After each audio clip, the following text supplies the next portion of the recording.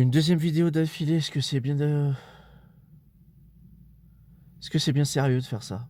Bon, on va faire ça rapidement. On va essayer de faire ça pas trop mal, hein? On va faire ça rapidement, on va essayer de faire ça bien. Mais bon, c'est pas comme si c'était le genre de la maison que tout était scripté et tiré à 4 épingles, hein?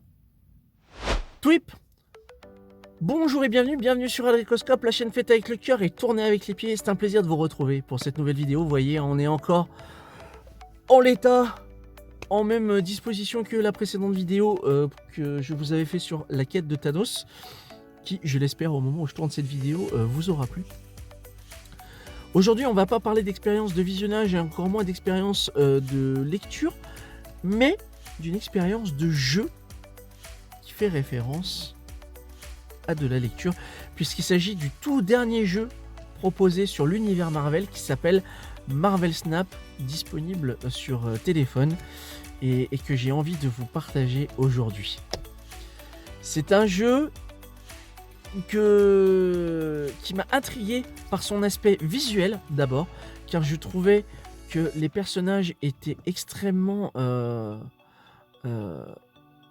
bien retravaillés pour les besoins du jeu. Et sa mécanique de jeu est vraiment intéressante et c'est là que réside l'addiction. Marvel Snap, comme son nom l'indique, fait référence au claquement de doigts de Thanos. Il s'agit d'un jeu de cartes tour par tour en 6 manches dans lequel vous allez affronter un adversaire, un joueur comme vous, qui va avoir le même objectif, à savoir non pas vous détruire vous en tant que joueur, mais récolter le plus de points possible. Comment? En fait, au milieu de la surface de jeu, il y a 3 terrains ayant des capacités différentes et particulières à chaque fois. Ça peut être des points bonus, ça peut être des points malus, ça peut être une pioche dans le terrain ou dans la main de l'adversaire, ça peut être un handicap, une pénalité, ça peut être un rajout d'un tour supplémentaire, ça peut être énormément de choses et ça va être la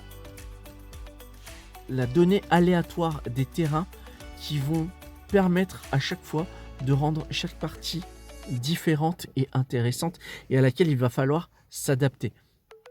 De notre côté, ce que l'on peut faire, c'est créer différents decks, donc des sets de cartes renfermant des personnages de puissance plus ou moins importante. Ça peut aller d'un coup 1 à un coup 6, parce qu'à chaque manche, le coût va augmenter. La première manche, on va pouvoir jouer un personnage d'un coup 1, seconde manche d'un personnage d'un coup 2, et ainsi de suite. On n'est pas obligé d'utiliser un personnage du même coup. On peut garder des cartes sous le coude et jouer plusieurs cartes d'un coup moindre pour un coup plus important. C'est vraiment très très intéressant. Et en fait, il ne suffit pas d'avoir le plus de points sur un terrain, mais il faut en gagner 2 sur les 3.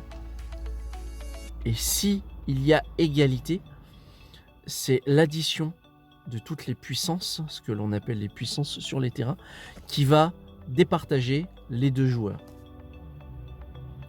Et pourquoi le jeu s'appelle Marvel Snap? Snap parce qu'en fait, pendant la partie, tout en haut de l'écran, il y a un cube sur lequel on va pouvoir tapoter dessus et faire le fameux snap qui permet de remporter qui va doubler en fait la mise. C'est-à-dire que lorsque l'on remporte un duel, un combat, on va engranger ces cubes qui vont nous permettre d'augmenter notre niveau de jeu, qui va permettre d'augmenter notre puissance et par la suite d'améliorer notre deck, de récupérer des boosters permettant d'améliorer certaines cartes. Ces améliorations sont surtout d'ordre visuel. On va avoir des cartes classiques, on va avoir des cartes brise-cadre, ils appellent ça, c'est-à-dire des personnages qui vont sortir du cadre de la carte. Nous allons avoir des cartes en 3 dimensions. C'est un peu de la fausse 3D, hein. C'est pas fifou. On va avoir des cartes animées Là aussi, c'est pas fifou, mais c'est assez plaisant. Et le dernier type de carte, qui est le type de carte légendaire, c'est les fameuses, ce que j'appelle les cartes foil. Ça va être la carte avec un rendu brillant. Voilà. C'est un jeu vraiment addictif puisque on se plaît à chaque fois à essayer de développer des stratégies, des techniques et de découvrir des éléments tirés des comics. Euh, Lorsqu'on découvre une nouvelle carte jouée par un adversaire qu'on ne connaît pas, on a la petite surprise en tant que lecteur de comics de dire « Ah putain, ils ont fait ce personnage-là. Ah purée, ils ont fait cette capacité. » C'est vraiment très très très cool. Là, le jeu est sorti il y a moins d'une semaine. Si vous avez la possibilité de jouer à ce jeu, il y a un pack de bienvenue qui est offert avec un personnage particulier, des compétences particulières, etc. etc. C'est franchement hyper intuitif, très addictif pour peu qu'on connaisse bien l'univers Marvel. Et voilà, si vous avez le jeu et que vous tombez sur un dénommé Alric, voilà, c'est moi. Je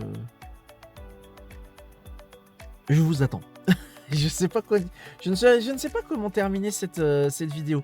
C'est vrai que je suis tombé vraiment dessus par hasard. Et là où c'est assez drôle, c'est que pour les besoins de la campagne du jeu, ils ont fait les choses en grand parce qu'ils se sont offerts une bande-annonce, un sketch plutôt, mettant en scène le personnage de Nick Fury. Donc ils ont fait appel à Samuel Jackson pour faire la promo du jeu et ça c'est vraiment marrant parce qu'ils ont intégré le jeu dans la chronologie du MCU. C'est assez drôle. Et ça me plaît bien, vraiment ça me plaît bien, ça prolonge l'expérience de lecture de comics en jeu vidéo et voilà. Même si je sais qu'il y a des joueurs de jeux vidéo qui disent que les jeux sur mobile ne sont pas des vrais jeux, je ne peux pas totalement leur donner tort, mais je ne peux pas totalement leur donner raison non plus, puisque ça reste quand même vachement attrayant, c'est distractif. Les parties sont très très rapides. C'est des jeux en 6 manches, mais ces 6 manches, elles ne durent même pas plus de 5 minutes. Ça va vraiment très très très vite. Et c'est ça qui est cool et c'est ça qui est intéressant, puisque c'est ce qui va amener à pousser, à développer une réflexion beaucoup plus percutante, beaucoup plus rapide, de manière à acquérir certains automatismes. Au bout d'un moment, à force de toujours jouer le même deck, on va avoir des facilités de jeu. À force de côtoyer cette application, on va tomber sur des terrains qui vont nous sembler de plus en plus familiers. On sait que voilà, sur tel terrain, il va y avoir telle spécificité, donc on va pouvoir s'adapter en fonction de ce qu'on va avoir en main ou non. Et c'est vraiment, vraiment très intéressant.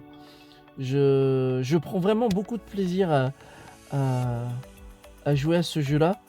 Et je peux pas m'empêcher de sourire en me disant que de se dire que Jack Kirby et Stan Lee ont créé un univers tel que là aujourd'hui ces univers les ont complètement dépassés.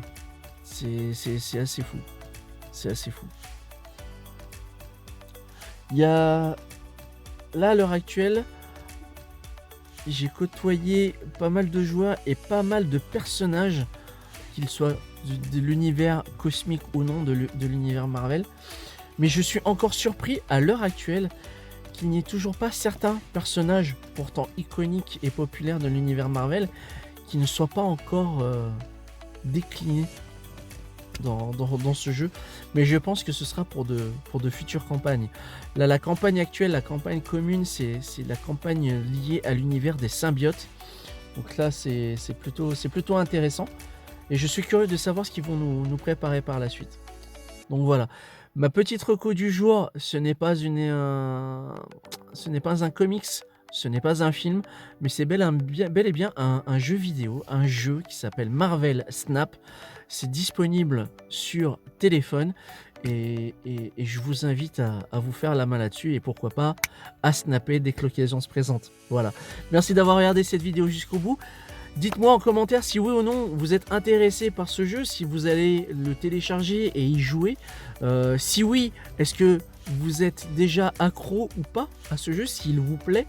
Quel est votre niveau, à quel point vous en êtes. Est-ce que vous avez débloqué le personnage de Miles Morales par exemple? Si vous avez craqué, si vous avez acheté, parce que évidemment il y a des contenus en supplément mais qui nécessitent de la moula pour débloquer tout ça.